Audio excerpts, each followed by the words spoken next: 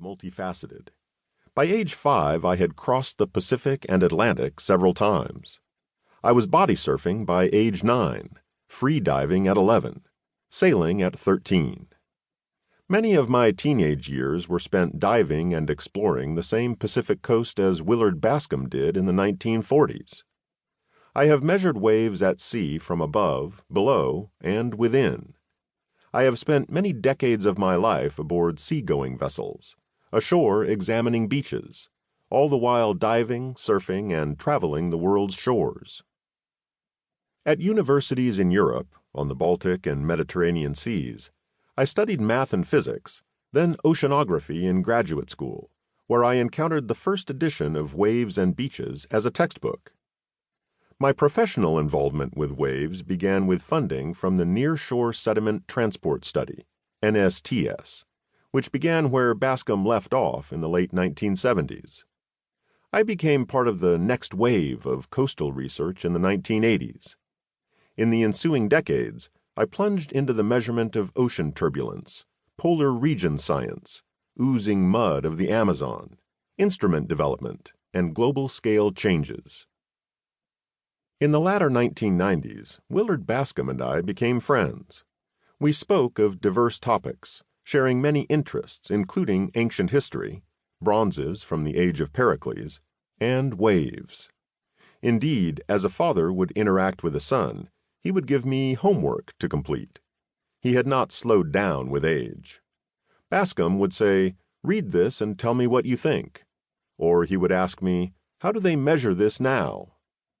One day he handed me the second edition of Waves and Beaches and commanded, "Read this and tell me what it needs."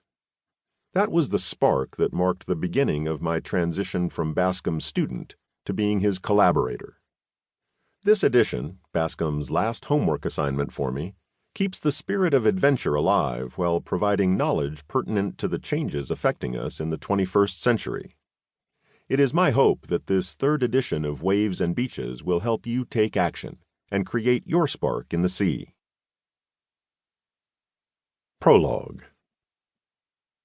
Is there anyone who can watch without fascination the struggle for supremacy between sea and land? The sea attacks relentlessly, marshaling the force of its powerful waves against the land's strongest points. It collects the energy of distant winds and transports it across thousands of miles of open ocean as quietly rolling swell.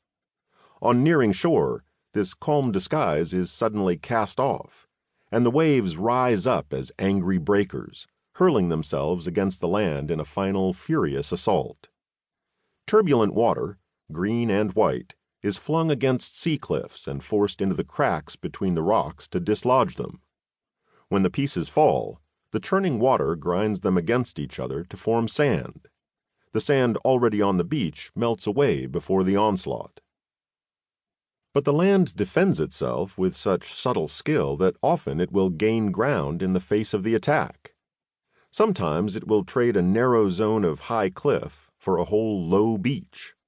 Or it may use some of its beach material in a flanking maneuver to seal off arms of the sea that have recklessly reached between the headlands. The land constantly straightens its front to present the least possible shoreline to the sea's onslaught.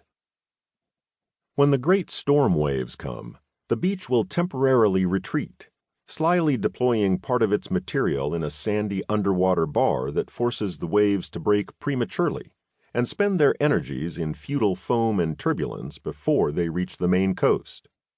When the storm subsides, the small waves that follow contritely return the sand to widen the beach again. Rarely can either of the antagonists claim a permanent victory. This shifting battleground is the surf zone and the beach face. The two combatants continue their engagement in a coastal world that exists at the whim of a grander empire, now swept with the winds of climate change. The land will retreat before the rising sea levels with elusive transfers of sediments not seen for millennia. This is their story in the 21st century. Units and variables used in this edition. Units of measurement are fundamental to quantify anything. Here is an attempt to provide an understanding of the jumble of maritime-related